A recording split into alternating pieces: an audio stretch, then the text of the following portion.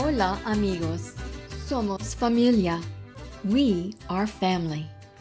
Welcome to the Tortilla Diaries. I'm your host, Dr. Rebecca Dominguez Karimi. And thanks for joining me this month as we celebrate La Familia Mexicana, Mexican-American families. Each month, our program will feature a variety of topics.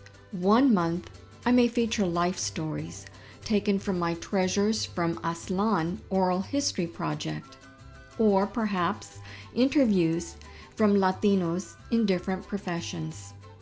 Another month, I may highlight Afro-Latino artists or indigenous artists performing their music, reading their poetry, or short stories. Our goal remains to break down the barriers that exist between cultures and create a better understanding between peoples. Please join me in celebrating this rich and diverse culture. And remember, somos familia.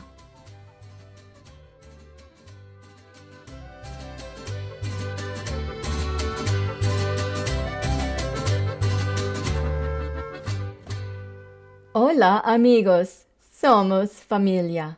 Happy spring. Happy Women's History Month.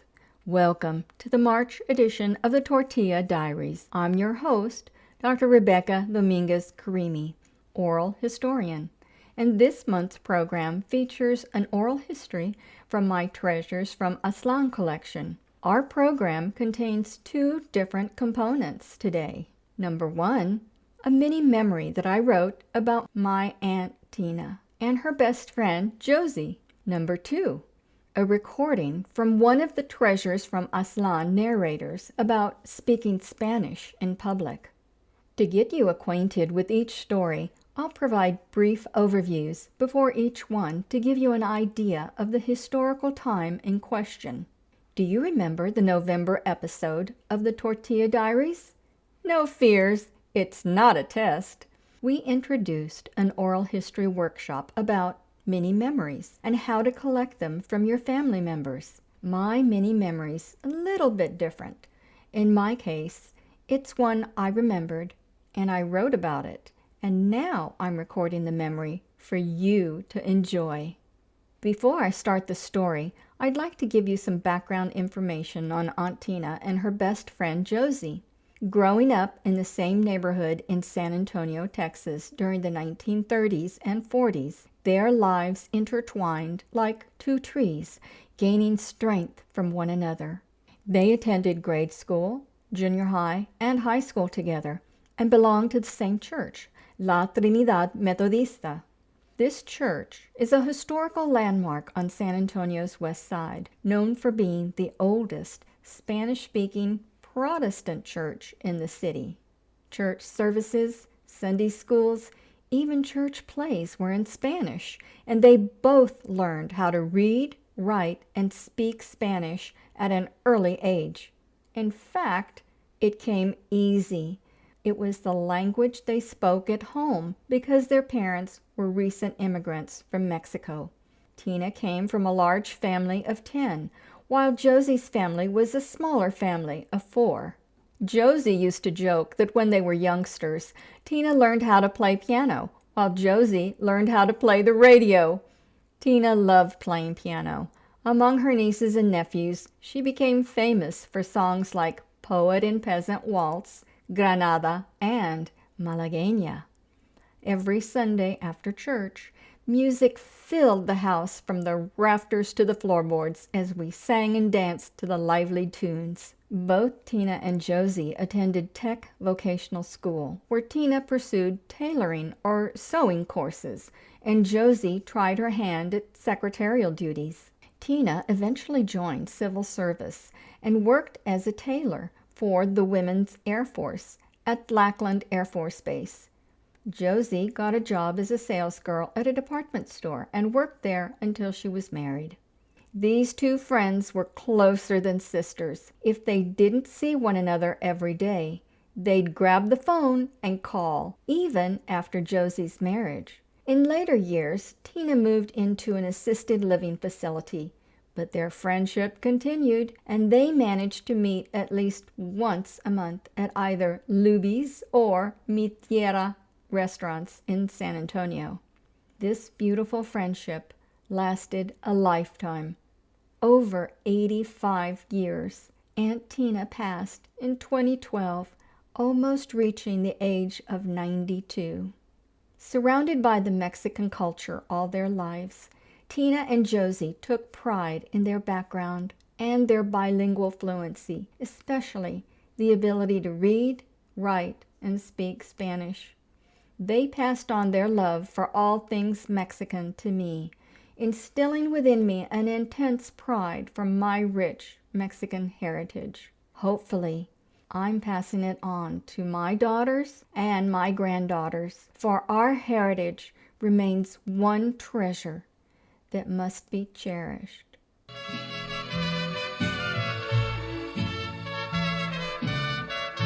Este amor apasionado anda todo alborotado por volver. I dedicate this episode to one of the most cherished women in my life, my Aunt Tina.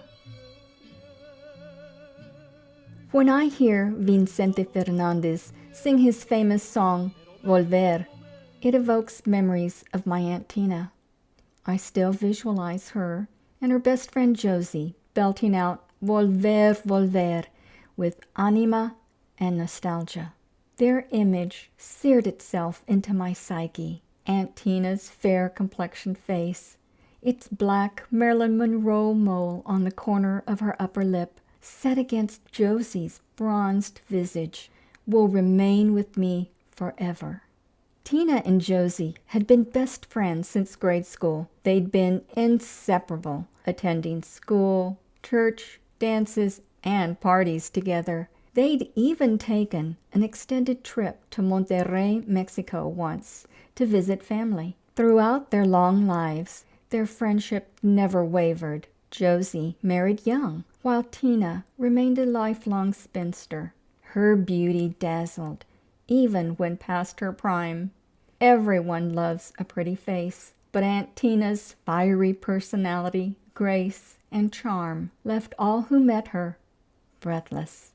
Josie, on the other hand, kept everyone around her laughing with her constant banter of jokes, gossip, or updates on episodes of the latest Mexican novela. Petite in stature, they reminded me of two small, colorful Mexican parrots noisily squawking at one another, seeing who could out-screech the other. Every time I visit home, I make it a point to eat downtown at Mi Tierra Mexican restaurant. This trip was no different, inviting Josie and Tina to lunch with me at the famous eatery. We ambled through the parking lot, catching up on the latest San Antonio gossip. Suddenly, our ears perk up to the opening bars of Vicente Fernandez's famous song, Volver, as it begins to blare on outdoor speakers, inviting passerbys to join in the revelry. Giggling like schoolgirls, Josie and Tina instinctively break out singing, Este amor apasionado anda todo alborotado por volver. Tears well up in Josie's coal black eyes as she squints them so tightly that she resembles statues of her Mayan ancestors. I wonder what lover she's remembering, her voice squeaking out the lyric, Y volver, volver, volver a tus brazos otra vez. When Josie sings, she no longer looks like the salt and pepper-haired matron who has to wear a girdle to keep her stomach in, but transforms into a svelte, flirtatious teen strolling the cobblestone streets of Monterrey, winking a bright eye at each passing guapo caballero.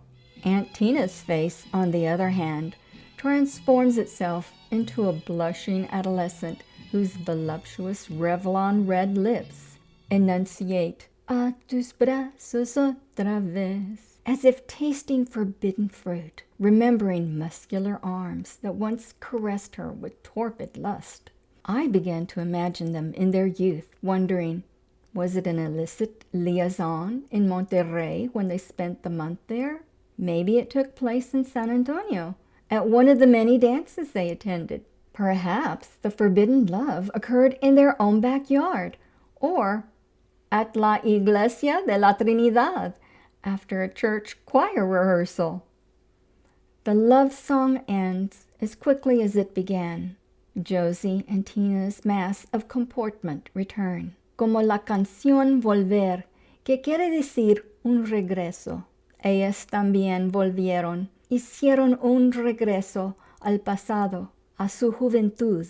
Just like the song volver implies a return, Tina and Josie return to their former days, reliving youthful remembrances. I feel special they allowed me to partake in their sacred reverie, if for just a moment. I realized that I, too, was touched by the magic of the music, the magic of Aunt Tina's voice, and the magic of Josie's beautiful, burnished face. A transparency floats over and envelops me as I am gifted the vision of seeing their spirits in communion with memories past. Y volver, volver, volver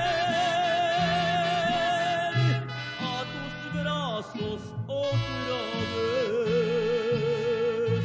Llegaré hasta donde estés, yo sé perder, quiero volver, volver, volver.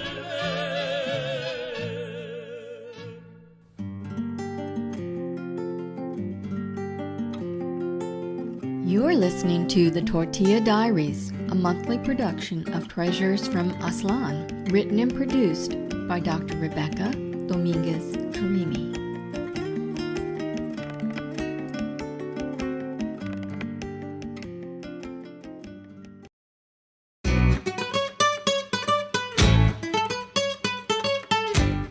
We lived in segregated small towns. The appreciation for Mexican Americans simply not there. Did you ever get in trouble, or did they ever?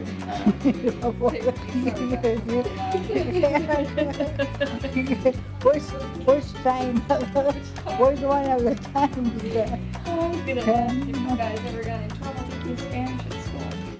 Hola, amigos. This is Dr. Rebecca Dominguez Karimi, presenting highlights from the Treasures from Aztlan Oral History Collection. The collection features the voices of Mexican Americans across the U.S., and you'll hear them tell their tales of what life was like growing up during the pre-civil rights era from 1930 to 1965. Listen now to our narrator, Ernestine Olvera. What would you describe as your racial or ethnic identity?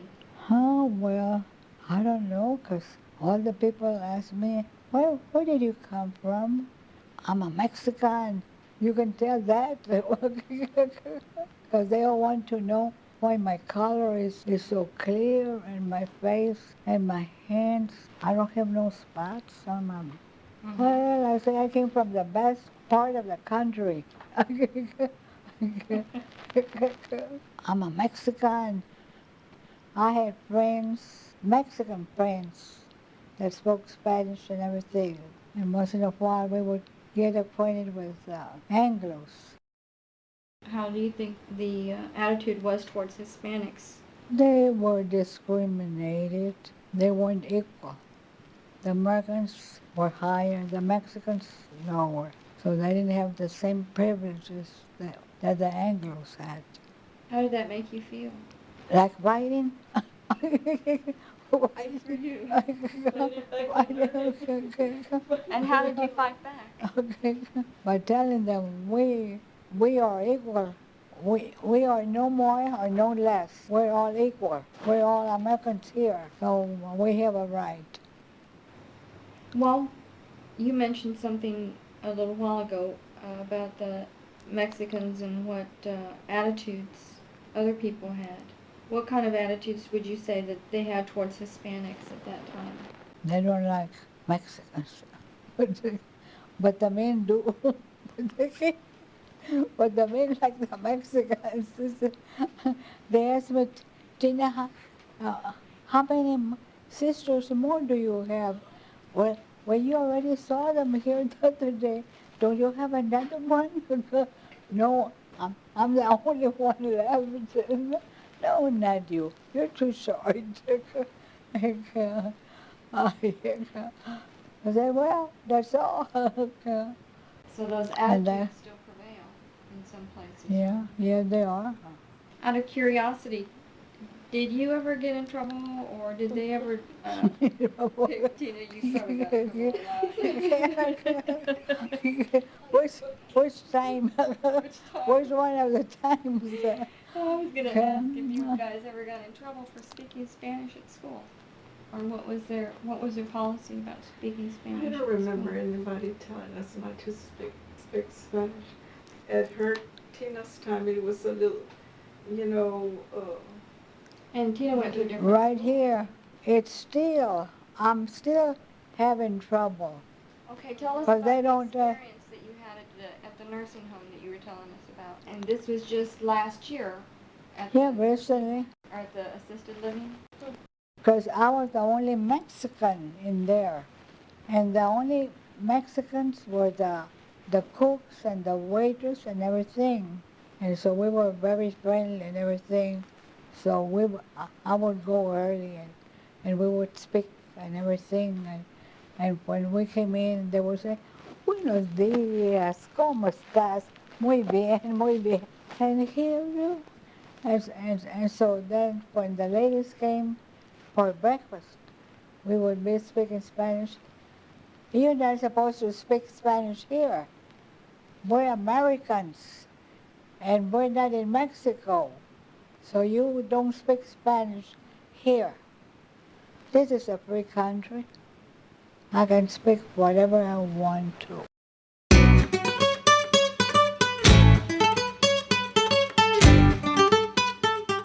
This collection was made possible by a dissertation year grant from Florida Atlantic University's Department of Graduate Research. We'd like to thank FAU for helping to bring the Treasures from Aztlan Oral History Collection to completion.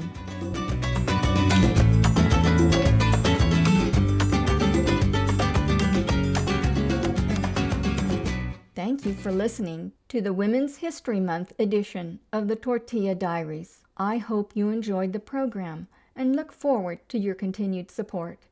Next month, we'll present more voices from my Treasures from Aztlan Oral History Collection as we head into the Easter season. I'll have a few cascarones to crack over a few heads, so watch out! If you're wondering what a cascarone is, it's a confetti egg. So until next month, this is Dr. Rebecca Dominguez Karimi bidding you adios y somos familia.